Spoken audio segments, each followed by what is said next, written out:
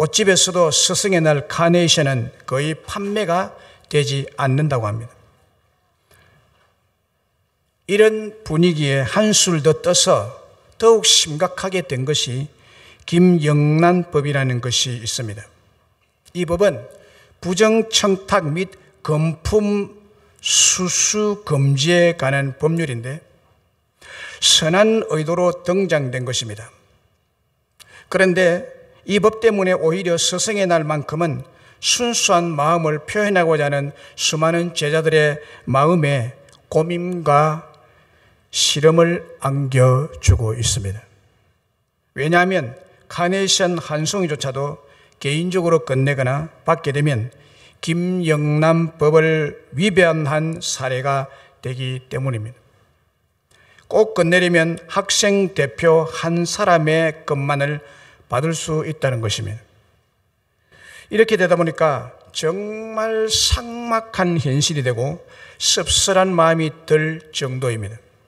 그런데 원래 스승의 날은 청소년 적십자 중앙학생회의에서 교권 존중과 스승 공경 또 교원의 사기 진작을 위하여 1963년 5월 26일을 스승의 날로 정했었는데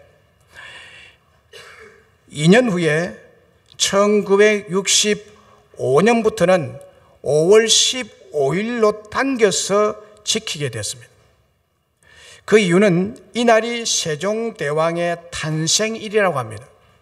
5월 15일이 세종대왕이 온 국민의 스승으로 존경의 대상이 될 만하다는 뜻으로서 스승의 날을 그날로 정했다고 합니다. 철저한 신분사회 제도 속에서도 인재 등용을 할 때 양반과 노비를 가리지 않고 그 능력을 보고 평등하게 등용을 했다고 합니다. 또 노비들의 출산 휴가까지 챙겨주라고 명령을 내렸다고 합니다. 세금 징수 제도를 만드는 데 있어서도 국민들의 의견을 물어보는 국민 투표를 실시해서 정했다고 합니다.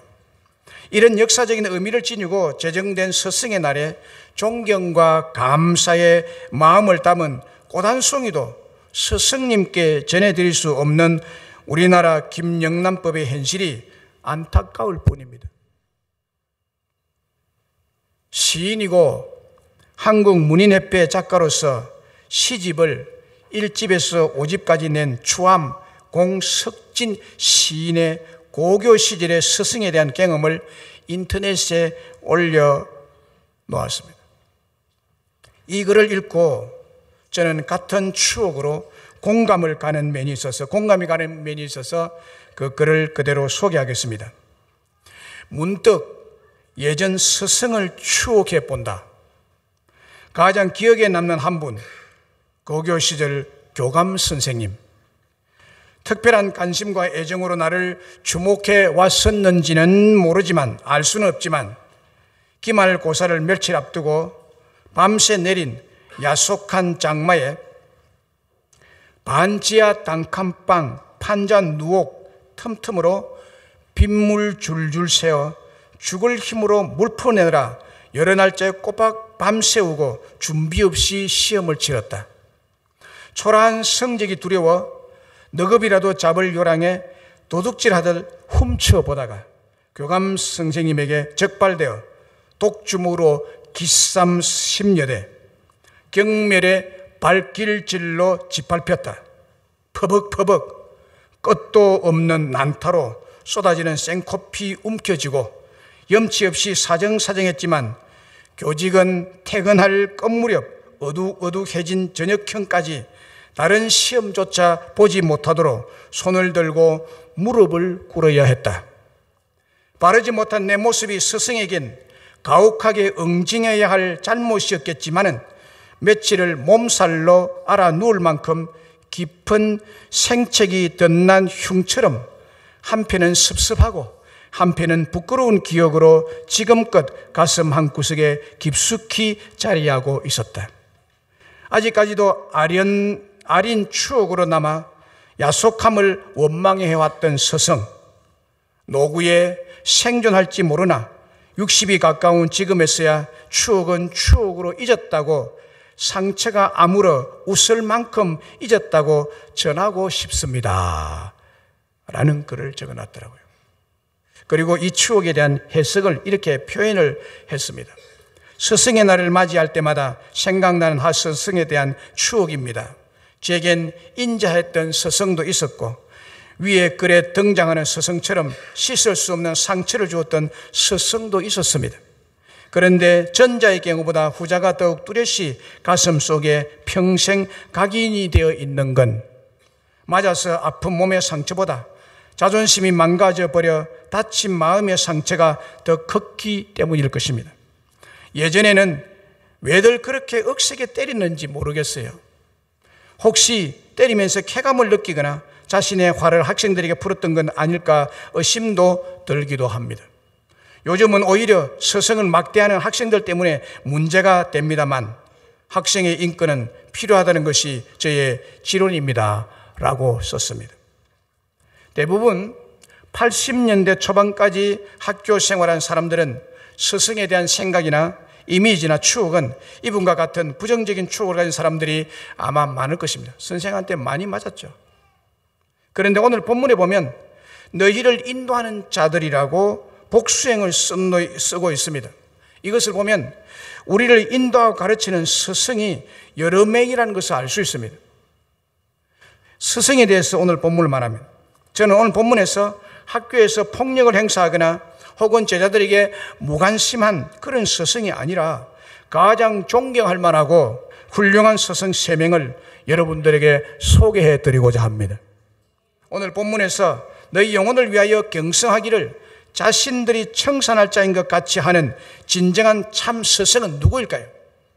진정한 우리의 참 스승은 예수 그리스도이십니다.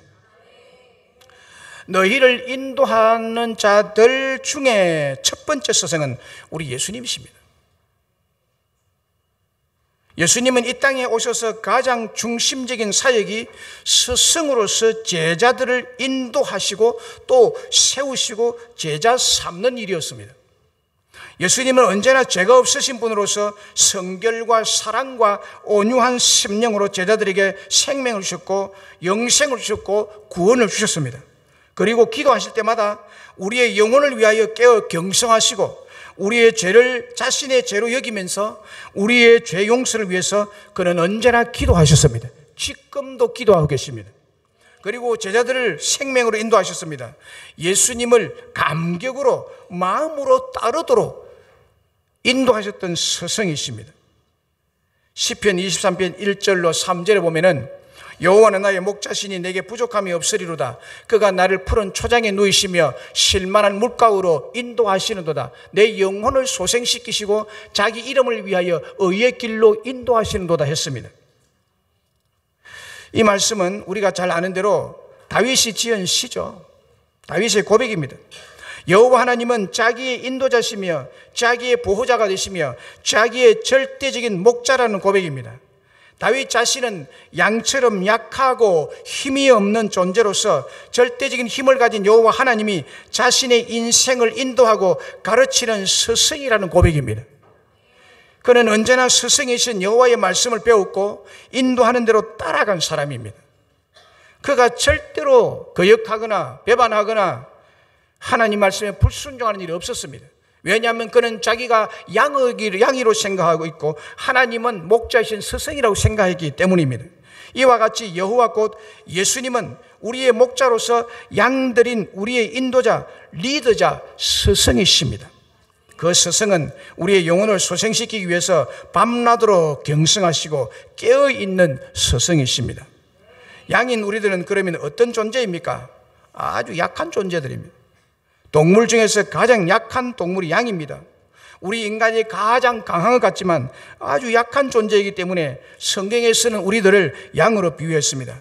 전염병에도 약하고 작은 파리떼에게도 약하고 곤충에게도 잘못 물리면 생명이 위독하게 됩니다. 그래서 목자가 수시로 소독을 해주고 약을 발라주고 기름을 발라주지 않으면 양은 각종 병에 걸려서 죽게 됩니다. 추위에도 더위에도 약합니다. 몸도 마음도 약합니다. 그래서 이 양은 적응 능력이 굉장히 약합니다. 이와 같이 약한 속성은 우리 인간과 너무나 닮았다는 이야기입니다. 그래서 우리 성도를 약한 양에 비유하고 있습니다. 그리고 양은 천성적으로 배에 들거나 떠받는 일을 못합니다. 떠받으면 양이 아닙니다. 염소죠. 양은 절대로 떠받지 않습니다. 배에 들지 않습니다.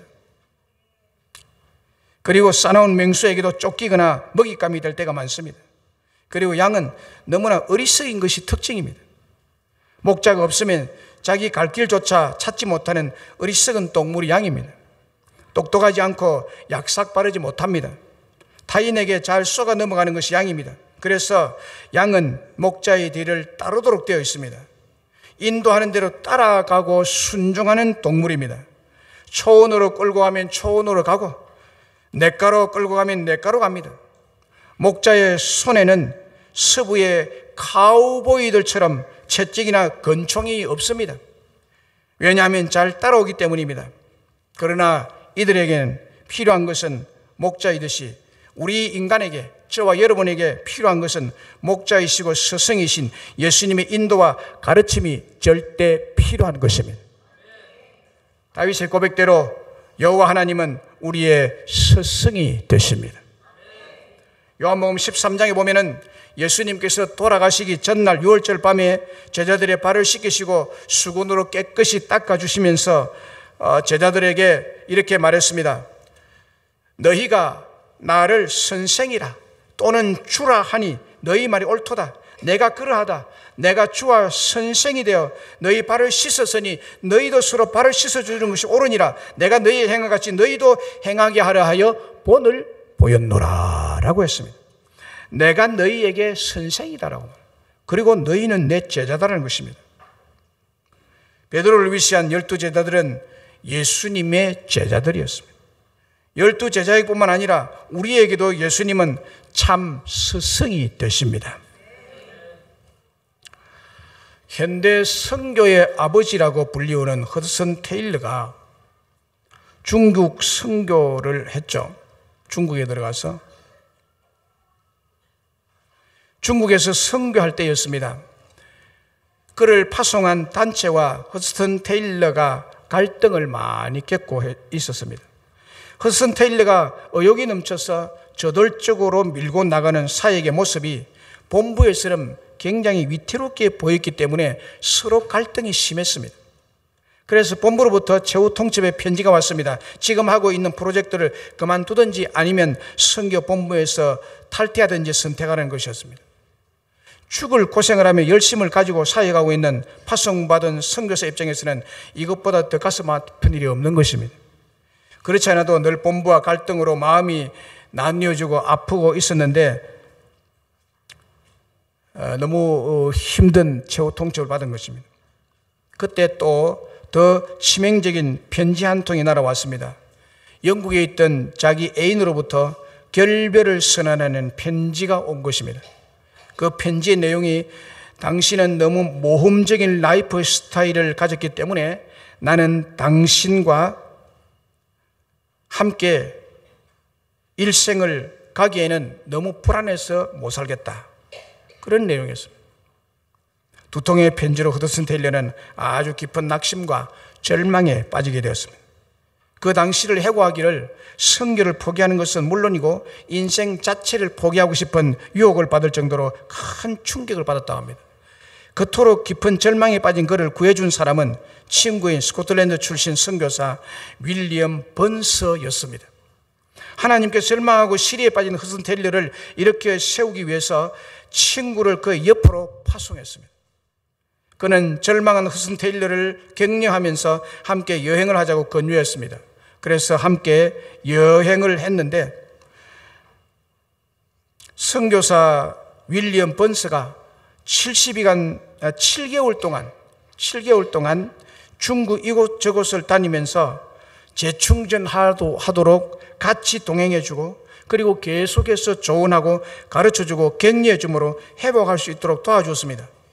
그와 함께 여행하던 7개월 동안 윌리엄 번스가 허드슨 테일러에게 지속적으로 계속해서 반복해서 해준 말이 있습니다.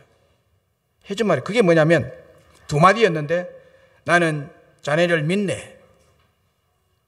그리고 또 한마디는 나는 자네를 끝까지 따라가겠네 라는 말을 계속 해줬다고 합니다. 이 말은 친구 선교사를 통해서 하나님께서 허드슨 테일러에게 지속적으로 하신 말씀이었습니다. 친구의 입을 통해서 허드슨 테일러를 다시 이렇게 세우는 말을 하고 싶은 것이 바로 이것이었습니다. 나는 자네를 믿는다. 나는 자네를 따라가겠다라는 것입니다. 이 말씀을 통해서 완전히 절망에서 벗어나 새로운 사역을 할 수 있었다고 했습니다. 그렇습니다. 우리 예수님은 우리가 절망하고 낙심하고 외로워하고 있을 때 스승으로서 지적하고 나무라고 정죄하는 분이 아니라 사람을 통해서, 친구를 통해서 혹은 목사님을 통해서 격려하시고 회복시키시고 치유하심으로 바르게 인도하시는 스승이 되어주시는 줄로 믿습니다. 스승이신 예수님이 이 자리에 계신 여러분들을 향해서 지금 말씀하십니다. 크게 아멘 하시기, 믿으시면 크게 아멘 하시기 바랍니다. 나는 너를 믿는다. 나는 너와 함께하며 너를 떠나지 않고 따라가겠다. 할렐루야.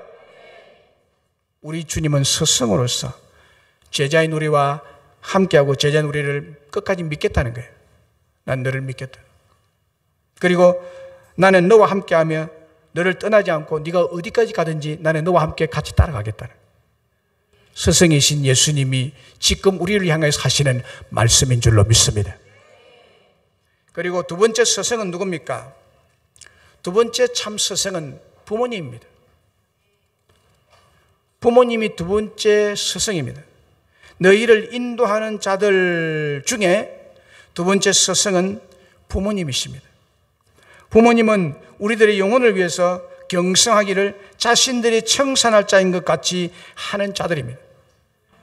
우리의 부모님은 자녀들의 생명을 자신의 생명보다 더 아끼고 사랑하는 자들입니다.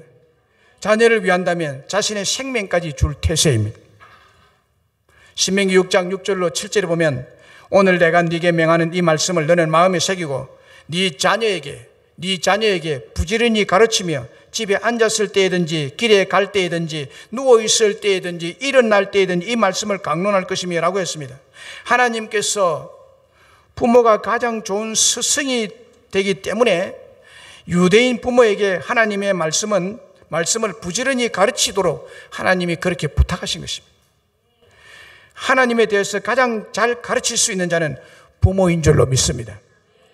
믿음 있는 부모, 하나님께 대해서 잘 가르칠 수 있는 자입니다. 부모가 그래서 참 스승입니다. 하나님 알지 못하는 부모는 참 스승이 될 수가 없습니다, 여러분. 하나님을 아는 부모가 인생에 있어서 가장 훌륭한, 존경할 수 있는 참 스승이 되는 것입니다. 요셉을 보세요. 그의 아버지 야곱으로부터 하나님을 알고 믿는 믿음을 배웠습니다. 아버지의 가르침을 받았습니다. 하나님이 이런 하나님이라고, 하나님을 섬길 때 이렇게 섬기라고, 하나님께 기도하고 하나님께 떼쓸 때 이렇게 떼를 쓰라고.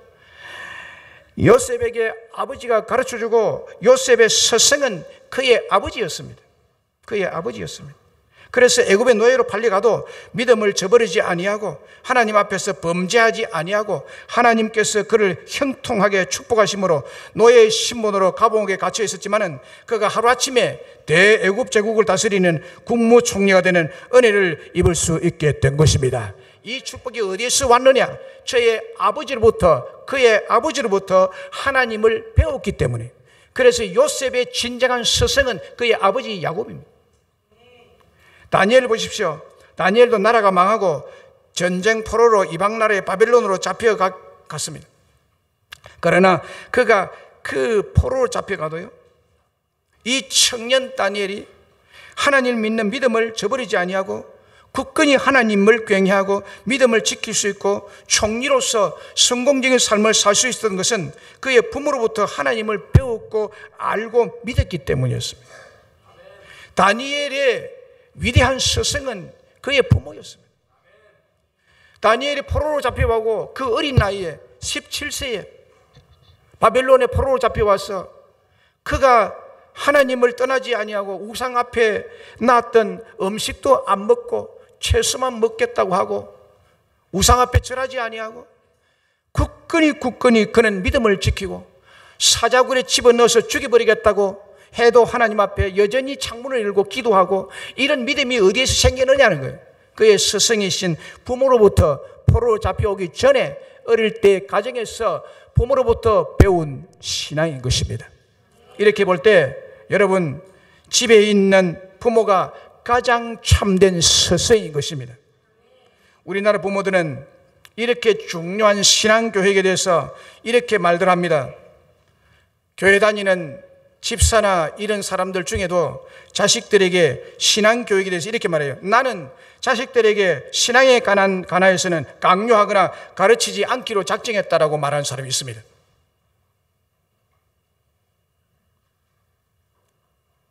그 이유는 이 다음에 자식들이 자라서 스스로 종교를 선택하고 신앙을 결단하도록 하기 위해서라는 것입니다. 틀린 것입니다.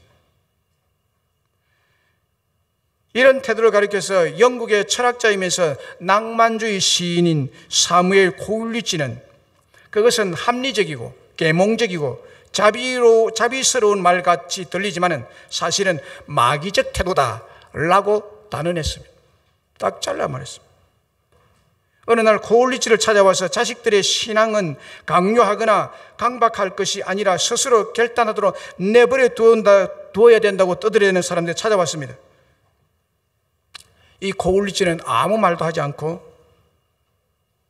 그들을 데리고 밖으로 나갔습니다. 그리고 이렇게 말했습니다. 당신들에게 우리 집 정원의 꽃밭을 보여주겠습니다라고 했습니다. 콜리지는 그들을 데리고 자기 집 뒷뜰에 무성한 잡초밭을 보여주면서 이렇게 말했습니다. 이건 제 꽃밭인데 이제 더 이상 꽃밭이 아니라 잡초밭이지 않소. 그래서 나는 내 정원의 꽃밭을 억제하지 않고 내버려 두었더니 이 모양이 되어버렸어 라고 대답해 주었다고 합니다. 밥 먹는 것, 옷 입는 것, 잠자는 시간, 친구 교제하는 것, 상급학교에 지나가는 문제 등등 대소사에 걸쳐 부모는 사사건건이 세밀하게 간섭하고 돌보면서 가르칩니다.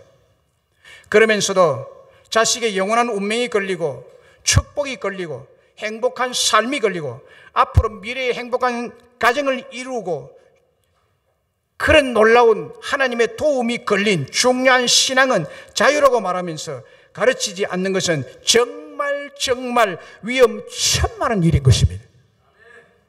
그것은 마치 사무엘 콜리지가 지적한 대로 자식의 삶이 잡초밭이 되건 쓰레기 더미가 되든 마귀의 소굴이 되건 간섭하지 않고 억제하지 않고 그대로 방치하겠다는 악한 마귀적 태도와 다를 바가 없는 것입니다.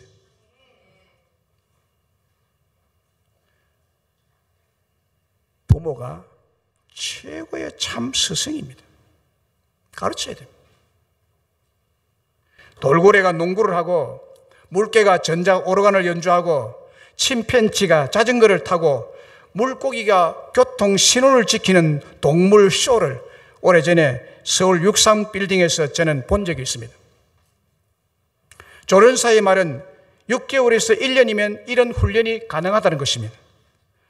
오르간이 무엇인지도 모르는 물개를 6개월 동안 가르치고 훈련시켜 놓으면 스위트 홈을 연주하고 당신은 나의 햇빛 이런 것을 연주하게 된다고 합니다.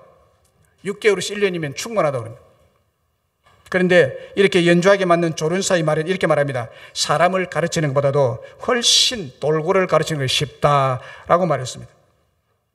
그러나 여러분, 돌고래가 농구를 하고 물개가 전자 오르간을 연주하고 침팬지가 자전거를 타고 물고기가 교통 신호를 지킨다고 해도 그것들에게는 하나님을 아는 지혜나 영적인 지능은 없습니다.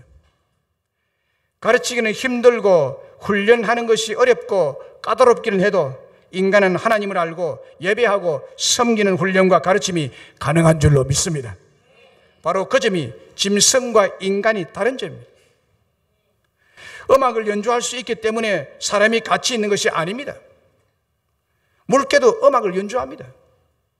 교통신호를 잘 지키기 때문에 사람이 뛰어난 것이 아닙니다. 물고기도 교통신호를 잘 지키더라고요. 사람이 이런 동물과 다른 점은 하나님을 알고 하나님에 대해서 배울 수 있고 예배할 수 있다는 점이 위대한 점인 줄로 믿습니다. 그래서 짐승을 가르치고 다루기보다는 사람 다루기가 어렵고 물개 조련보다는 사람을 가르치는 일이 더 어려운 것입니다. 세계에서 가장 교육열이 뛰어나고 극성스러운 나라를 꼽으라면 그것은 당연히 대한민국입니다. 미국에 살든 캐나다에 살든 호주에 살든 한국인의 교육열은 어디에 가도 단연 1등입니다. 그리고 유대인의 교육열도 우리에게 못지 않습니다. 그런데 한 가지 유대인과 한국인의 교육열에 있어서 차이점이 있습니다. 그것은 우리나라는 오직 교육의 목적, 상급 학교에 진학하는 것이 목적이 되어 있습니다. 모든 교육의 최종 목표는 인류 대학에 진학하는 것에 집중되어 있습니다. 초등학교 때부터 인류 명문 대학을 목표로 삼고 자식을 가르칩니다. 그러나 인류 대학에 들어가고 나면 혹은 대학에 들어가고 나면 교육열은 그로부터 뚝 떨어져 버립니다. 종지부를 찍습니다. 그러나 유대인들의 교육 목표는 우리 한국의 부모와 완전히 다릅니다. 이번 스승의 주일 설교를 통해서 여러분 크게 깊이 깨달으셔야 됩니다. 빅터 M 솔로몬은 유대인으로서 미국 뉴욕에서 출생한 사람입니다. 그의 부모가 유대인입니다. 그래서 이 사람도 자기가 유대인이 미국에서 태어났지만 그리고 유대인 랍비로서 안수를 받은 사람입니다. 현재 미국 뉴저지 대학에서 정신과 의사 겸 랍비로서 활동을 하고 있습니다. 그가 유대인의 생활 방식이란 책 속에서 이렇게 말하고 있습니다. 유대인이 2000년 동안 온갖 박해를 견디며 살아남을 수 있었던 최대의 무기 중 하나는 교육이다. education. 교육이라는 것입니다. 그들의 교육은 단순히 글자 해독 능력을 가르치는 것이 아니라 두뇌의 활동을 명석하게 해주는 것이었다라고. 그들은 3살 된 자녀에게 토라와 탈무드를 가르쳤다라고 쓰고 있습니다. 유대인 부모는 자녀들에게 처음 토라와 탈무드를 가르칠 때 반드시 꿀 한 방울을 책장에 떨어뜨리고 나서 아이에게 거기에다가 입을 맞추게 한다고 합니다. 이유는 토라와 탈무드야말로 꿀처럼 달콤하다는 애착을 갖도록 하기 위해서라고 합니다. 첫 경험이 꿀맛이라. 유대인 부모의 교육 방식은 생선 잡는 법을 가르치는 교육이고 한국식 교육 방법은 생선 뜯어먹는 임기응변, 일시적인 기회주의자로 가르친다고 말할 수가 있습니다. 제가 볼 때 그래요. 언제나 붙어서 뜯어먹으려고 그래요. 자기가 잡아서 숨기려고 안 하고 뜯어먹어. 생선 발라주고. 이게 유대인과 다른 거예요. 유대인들은요, 생선 잡는 법을 아예 가르쳐줘. 그럼 한국 사람 잡아와가지고 뼈 다 발라주고 입에 옳지. 옳지. 임기응변. 일시적인 기회주의자로 키우는 것입니다. 주 예수를 믿는 저와 여러분은 부모로서 어린 자녀들에게 최고의 스승으로서 성경을 가르치고 신앙을 가르치는 자로 하나님께서 세워주신 줄로 믿습니다. 그리고 세 번째 참 스승은 누굽니까? 세 번째 참 스승은 교회학교 선생님이십니다. 너희를 인도하는 자들 중에 세 번째 스승은 교회학교 선생님이 그에 포함되어 있습니다. 교회학교 선생님도 정말 중요한 스승이십니다. 최고의 스승이십니다. 왜냐하면 유치부와 초등부와 중고등부에 속해 있는 우리 어린 자녀들과 청소년들을 세상적인 지식이 아니라 구원의 진리, 영생의 진리를, 성경 진리를 사랑으로 가르치기 때문입니다. 특별히 영혼을 다루는 스승이기 때문에 정말 중요한 직분입니다. 영혼을 다루는 직분입니다. 세상 학문을 가르치는 교사는 세상적인 지식과 윤리 도덕을 가르치지만은 교회학교 스승은 세상적인 지식과 윤리 도덕을 능가하는 성경 지식을 가르치기에 참된 스승은 교회학교 선생입니다. 교회학교 선생님은 천국과 지옥을 믿고 죄 사함의 축복을 믿고 영의 세계를 인지하는 교사이기 때문에 심령을, 영혼을 가르칠 수 있는 것입니다. 세상 학교 선생님이 우수한 성적으로 공부를 잘해서 교사 자격증을 받았다 할지라도 예수님을 믿지 않는 선생은 교회학교 선생이 될 수가 없습니다. 왜냐하면 믿음을 가르치고 예수님을 가르치고 성령님을 가르치니까 가르치는 주제 자체가 다른 것입니다. 그러므로 교회학교 스승이 여러분 가장 위대한 스승입니다. 여러분들이 교회학교 선생님을 어떻게 보십니까? 학교 선생님은 어떻게 보고 계십니까?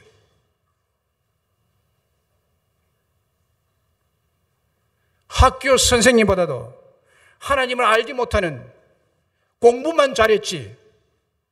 그럼 교회 선생님은 공부 못하나요?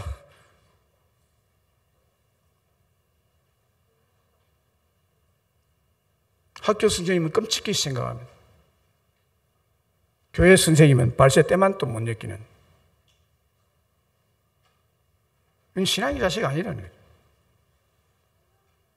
열왕기하 2장에 보면 선지학교 교수였던 엘리야가 성천할 때가 되어서 엘리야가 준비하는 그 시간에, 성천할 준비할 그 시간에 그의 제자 엘리사가 엘리야를 끝까지 따르는 장면이 기록되어 있습니다. 그때 엘리야가 그의 제자 엘리사에게 무엇을 해줄지 소원을 말하라고 합니다. 그때 엘리사가 스승에게 있던 성령이 하시는 역사가 갑절이나 자기에게 있게 해달라고 구합니다.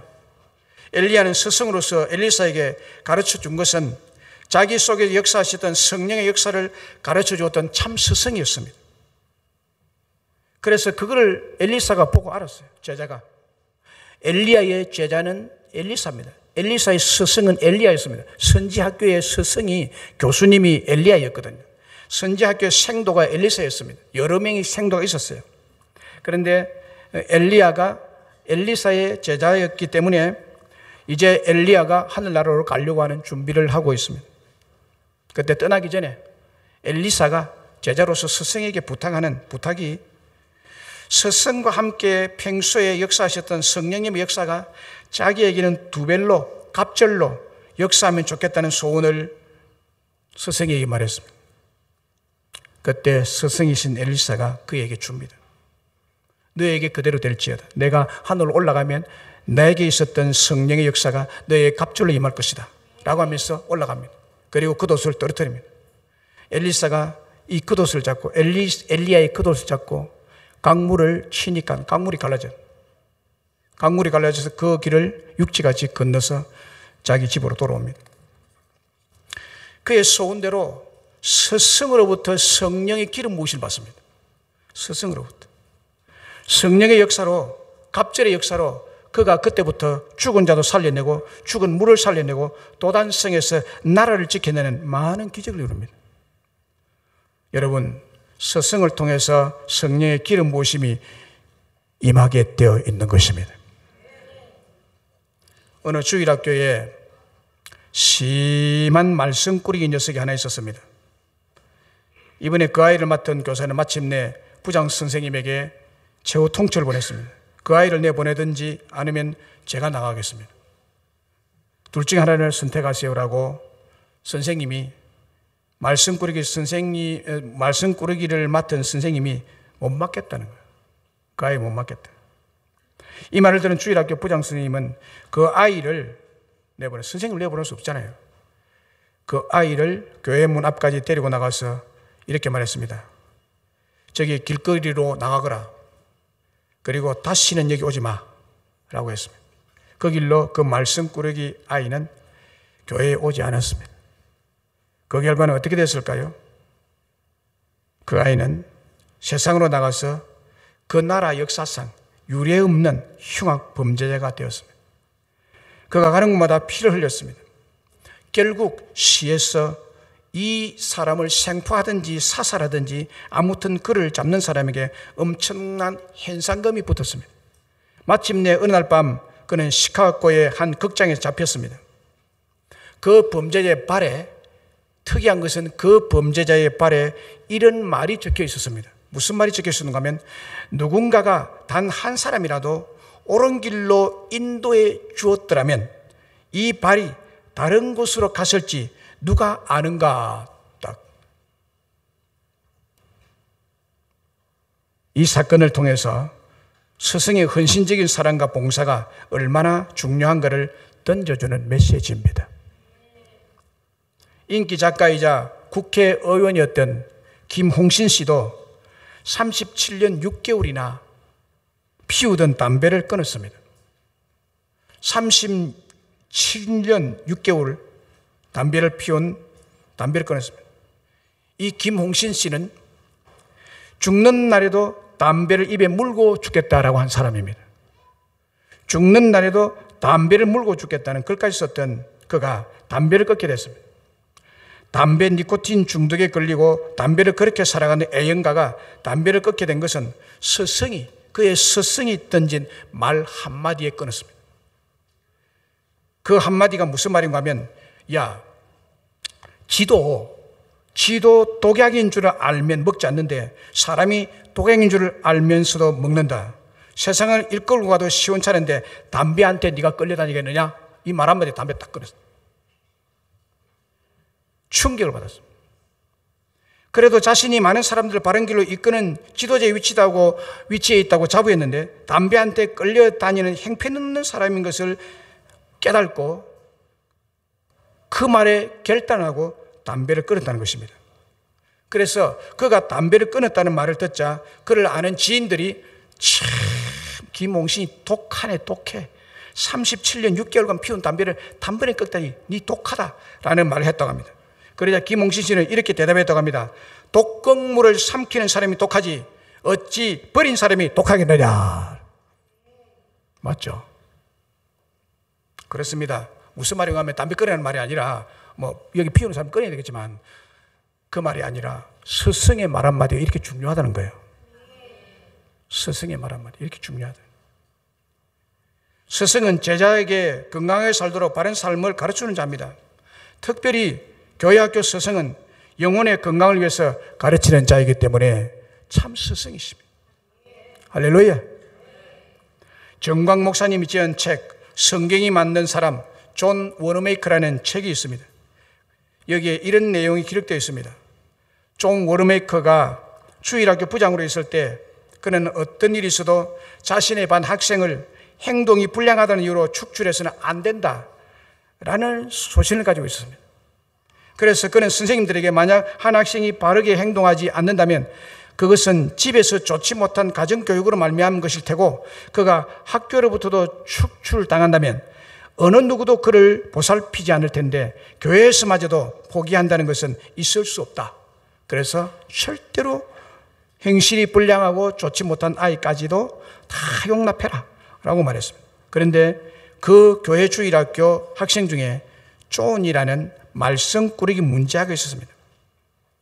참으로 다루기가 힘들고 불순종하는지 모든 교사들이 혀를 내두를 정도로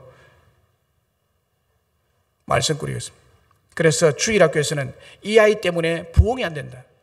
이 아이가 아이들 다 쫓아낸다. 그리고 이 아이가 있는 교회는 안 올 거라고 말을 한다.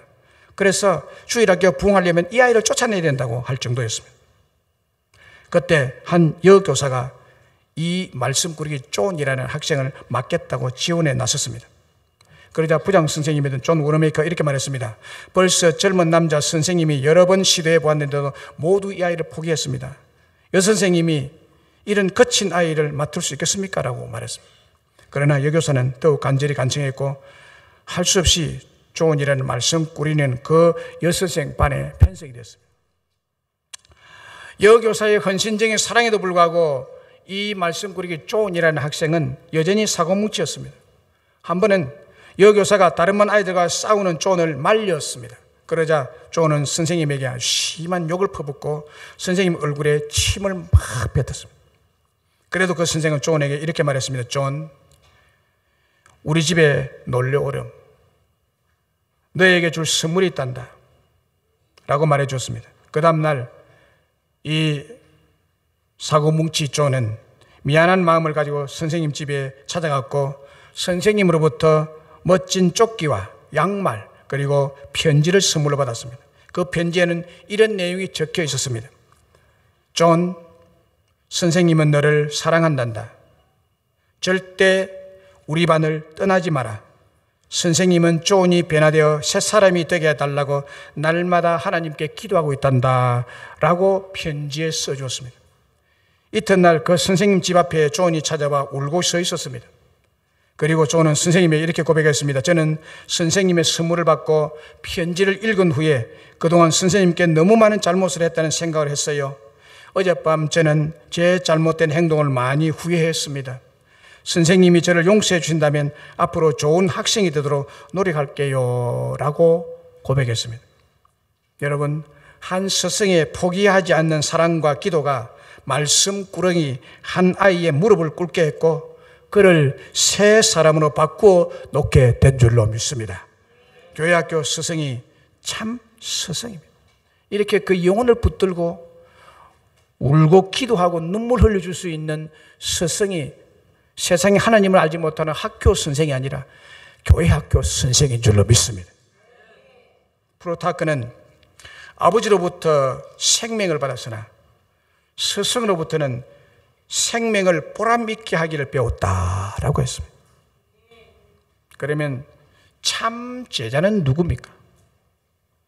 스승을 말했습니다.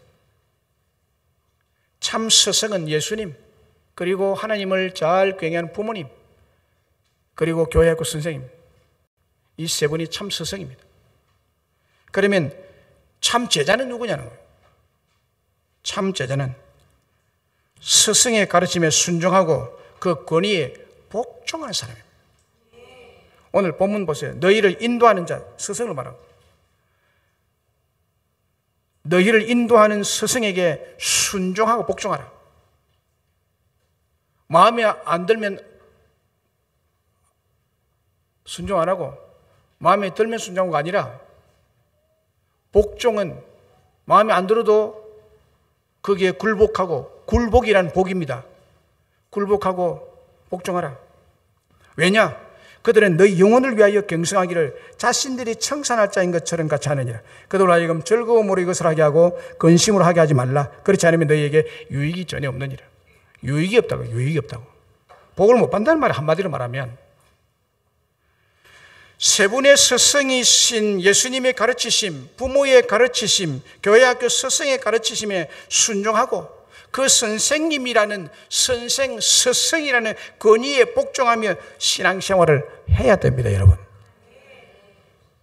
본문 끝부분에 너희에게 유익이 없느니라 해서 유익이란 말은 지급금을 지불하다는 뜻입니다. 지급금을 지불하다. 그러니까 여기에 유익이 없느니라는 것은 너희가 받을 지급금을 못 받는다는 얘기예요. 그러니까 복 못 받는다는 얘기예요. 영어 성경에 보니까 이 유익이라는 단어를 어드밴테이지라고 말합니다. 어드밴테이지라고 기록하고 있습니다. 스승의 가르침에 순종하고 그 권위에 복종할 때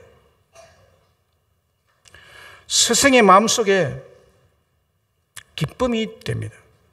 그런데 여러분 꼭 기억해야 할 것이 있습니다. 여기 말씀대로. 스승에게 여러분들이 근심 덩어리가 되면 안 됩니다. 스승의 근심 덩어리가 되면 안 돼요. 그게 보니까 근심으로 하게 하지 말라, 이 근심을 하게 하지 말라는 말은 제자가 스승에게 있어서 근심 덩어리라는 것입니다. 여러분 목사가요, 교사인데요, 스승인데 여러분들 중에 이 목사에게 참 저 성도가 참 근심 덩어리다 하는 이런 자가 되면 안 된다 이 말입니다. 쉽게 말하면 근심을 주어서는 안 된다는 거예요. 그러면 너희에게 어드밴테이지가 없다는 겁니다. 어드밴테이지가 무슨 말인지 아시죠? 어드밴테이지가 없다는 거예요. 인생에 어드밴테이지가 완전히 없어진다는 거예요. 뭔가 자기에게 유리한 조건이 올 것인데 그게 없어진다는 거예요. 동일한 선상에서 교사에게 인도하는 자에게 순종하고 복종하고 그 건의에 복종하는 자에게 하나님이 어드밴티지를 그에게 준다는 것입니다. 어드밴티지. 그런데 그렇게 하지 않으면 근심 덩어리는 그 어드밴티지를 주려다고 어드밴티지가 없어진다는 겁니다. 너에게 유익이 없느니라. 어드밴티지가 없느니라.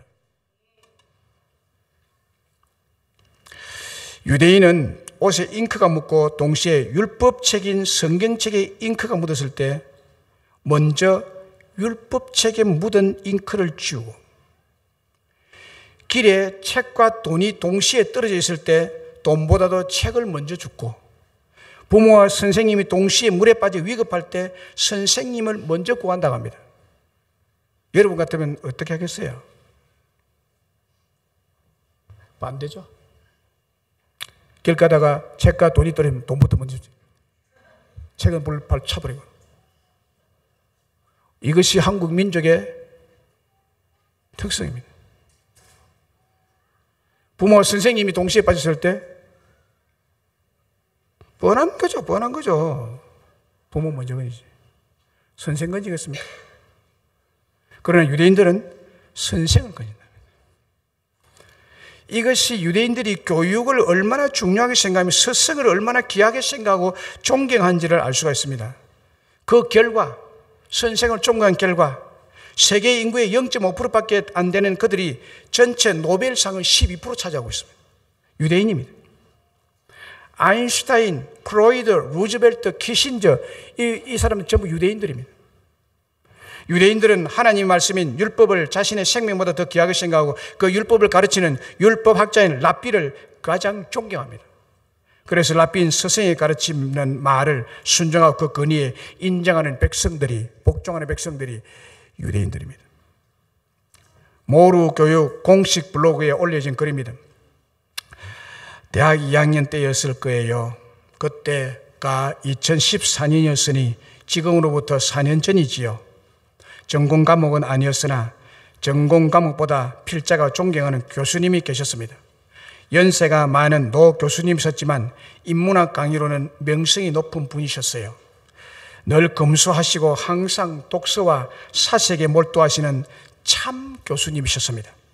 마음으로 깊이 존경하는 교수님이셨기 때문에 스승의 날이 되었을 때 교수님 생각에 절로 발걸음이 꽃집으로 향했어요. 오로지 교수님을 위한 카네이션 한 송이를 사서 수업에 들어갔습니다. 수업을 마치고 교수님께 카네이션을 전해드리는데 교수님께서 굉장히 놀라시며 한동안 아무 말이 없었어요. 뭔가 실수한 걸까 생각해서 가만히 서 있었는데 교수님께서 그런 말을 하시더라고요. 아직도 스승의 날을 챙기는 학생이 있다니. 그러고 보니 정말 그랬어요. 수업은 인기가 많아서 한 교시에 약 300명 학생이 교수님의 수업을 들었는데 교수님께 카네이션을 드린 학생은 정작 저 외에는 단 한 명도 없었거든요. 뿌듯하기보다는 진심으로 서글펐습니다. 그날 교수님은 제게 무척이나 고마워하셨습니다. 감사는 제가 전하고자 했는데 되려 교수님께서 제 이름을 몇 번이나 물어보시면서 오랫동안 즐거워하셨어요. 고작 3,000원짜리 꽃 한 송이에 불과한데 말이죠. 오는 5월 15일 우리 함께 소중한 마음을 담아 존경하는 스승을 찾아가 따뜻한 인사라도 전해보심이 어떨까요? 라고 올려져 있더라고요. 그래서 이 글을 읽을 때 제가 내 마음 같아서 오늘 여러분들에게 소개합니다. 이분이 대학생 때 스승이 가르치는 말을 순종하고 그 권위를 진심으로 인정하는 제자죠. 말씀했습니다. 청소년 적십자 중앙학생협의회에서 교권 존중, 스승 공경, 교원의 사기 진작을 위해서 1963년도 5월 26일을 스승의 날을 정했는데 1965년 5월 15일로 스승의 날을 정하게 됐다고 했습니다. 그 이유는 이날이 세종대왕의 탄생일이라고 합니다. 세종대왕이 온 국민의 스승으로서 존경의 대상이 될 만한 뜻과 그 세종대왕을 사표로 삼자는 취지로 스승의 날을 이날로 정했다고 합니다. 세종대왕은 철저한 신분사회 속에서도 인재 등용을 할 때 양반과 노비를 가리지 않고 그 능력을 평등하게 등용했다고 합니다. 또 노비들의 출산 휴가까지 챙겨주었다고 합니다. 세금 징수 제도도 국민 투표로 물어보고 실시했고 한글이 없는 우리 국민을 생각하고 한글을 만든 그런 우리 민족의 스승이죠. 그런데 우리들이 스승의 날을 맞이할 때마다 생각나는 스승에 대한 추억이 있을 것입니다. 혹 인자했던 스승도 있었고 또 씻을 수 없는 상처를 주었던 스승도 있을 것입니다. 학교 다닐 때 아까 서론에서 소개한 대로 얻어 터지고 벌 받고 교사에 대해서, 스승에 대해서, 권위에 대해서 아주 부정적인 생각을 가진 사람들이 여기에 앉아 있을 것입니다. 씻을 수 없는 상처를 주었던 스승은 더욱 또렷이 가슴속에 평생 각인되어 있을 수 있습니다. 맞아서 아파서가 아니라 자존심을 구겨 놓았죠. 많은 학생들 앞에서 때렸기 때문에, 벌을 썼기 때문에. 그러나 여러분, 오늘 성경 말씀에 세 부분의 스승이 있다고 말씀드렸습니다. 우리 예수님이, 또 우리 부모님이, 우리 교회 학교 선생님, 진정한 스승이십니다. 이분들은 모두가 참 스승이십니다. 스승에 대한 상처를 오늘 이 시간에 여러분 성령님의 역사로 깨끗이 지우시기를 바랍니다. 깨끗이 지우시기 바랍니다. 우리들은 참 제자로서 스승의 가르침에 순종하고 그 권위에 복종하는 성도가 되겠다고 결단함으로 여러분들의 모든 삶 가운데 유리하게 작용하는 어드밴테이지가 여러분들의 것이 되는 그런 축복이 있으시기를 주의 이름으로 축복합니다.